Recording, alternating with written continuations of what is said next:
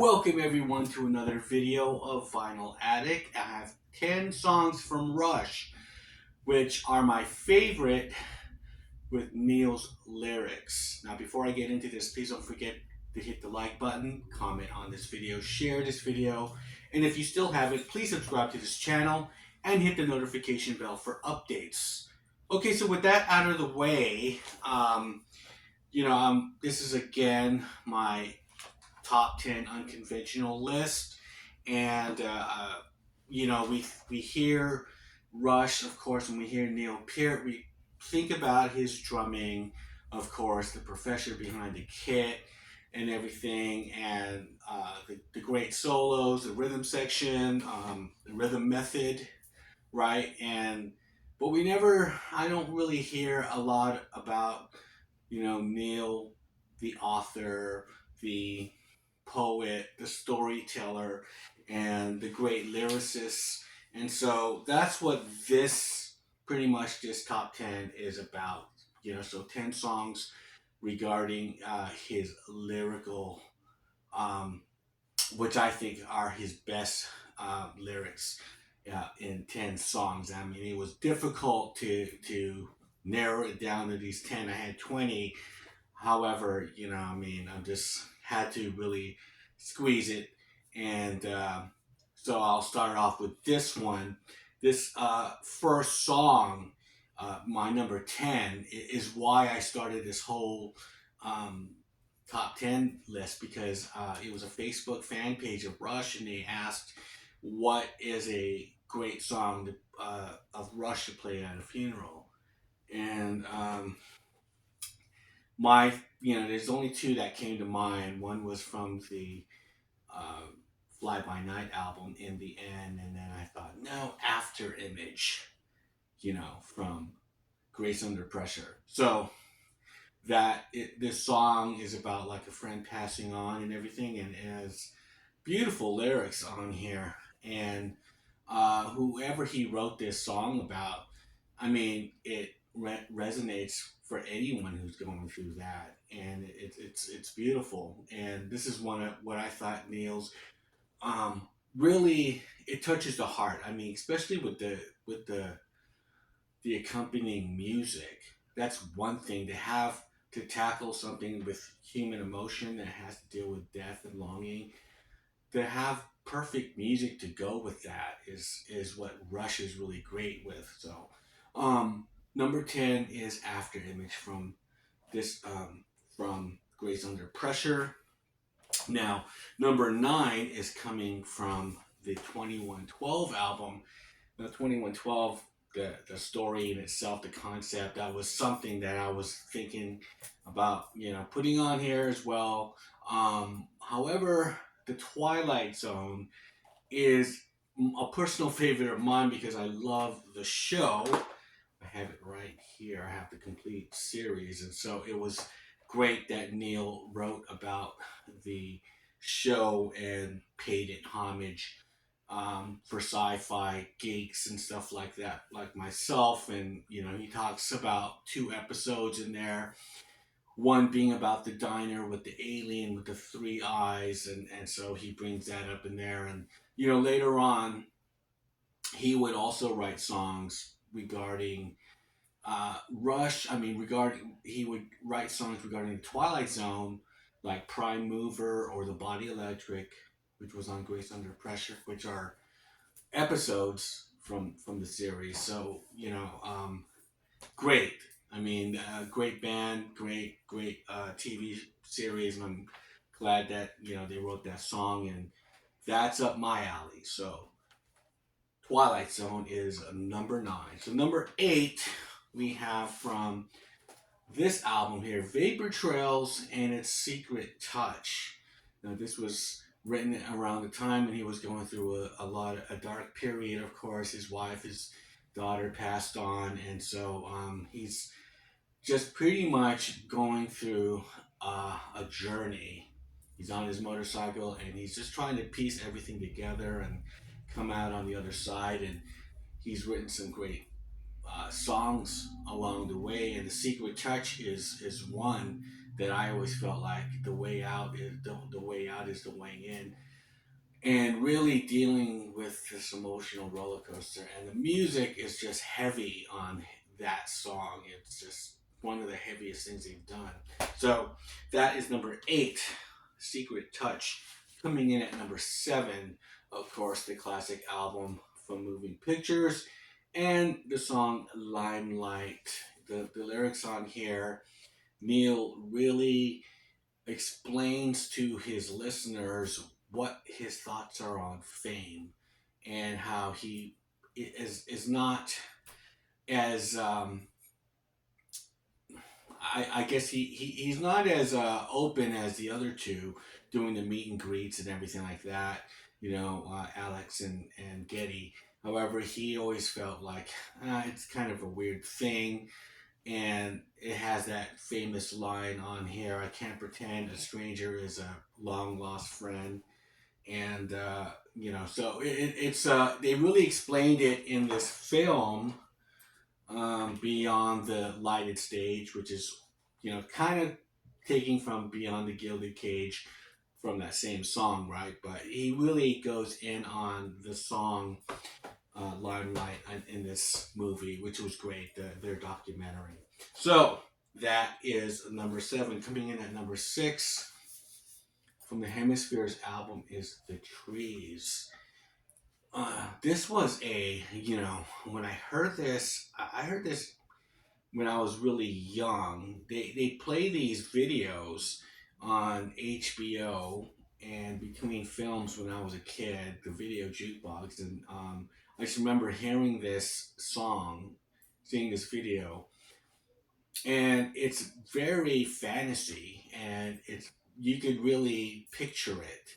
You know what I mean? And the warring armies of one class of trees and the maples and the oaks. The maples are a bit more elitist, and they're treating the oaks like crap.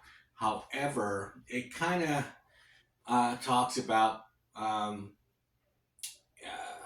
how things are in our world, because there is a bigger enemy between they're warring factors within themselves, but there was something bigger and beyond them that pretty much annihilates all of them. And so at the end there was that twist, and I was like, wow, this is the lyrics on here is amazing. And that was the first time I actually thought that he was just like, wow, the the the the, the lyrics on here is really, for someone like myself who was just at the time like reading kind of these kinds of fantasy type books and everything like that.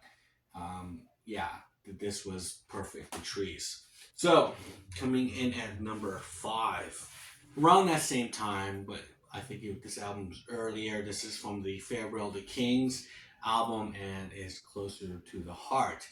Now, again, while watching that video of them performing that on that HBO video jukebox show, or um, they had Closer to the Heart as well in the video jukebox, and I just felt like this was not only was it a catchy song, it was a very short song, but it was just talking about being people that are creative, whether you're a cook, whether you're a blacksmith, or you're making music or anything like that, about the passion that the artist should have with their art. And Rush is a band that definitely they really take care of, and they really, it seems like they really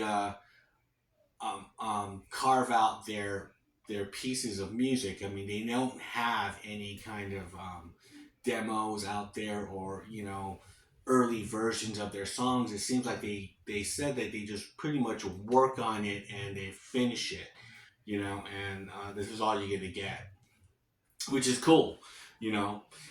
So that's number 5. Number 4 is from the Hold Your Fire album. Again, this is called Time Stands Still.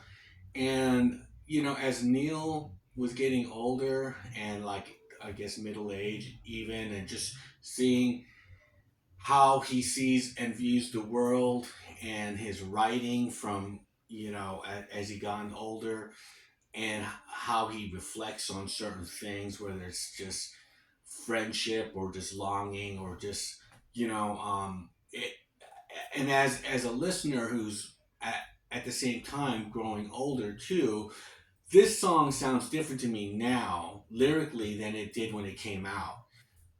When it came out, I was 17.